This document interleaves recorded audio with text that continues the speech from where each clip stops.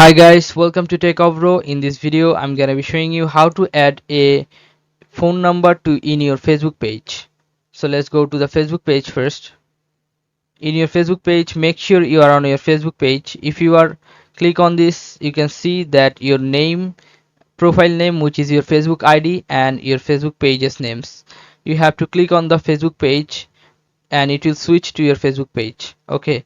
After that, you have to click on the Facebook page name or the profile icon, and then you'll find here about option. Click on about, then scroll down and you'll find here add phone. Click on add phone and you can add your phone number from here, any country, and add your phone number from here. Okay, so after putting your phone number, click on save. That's it.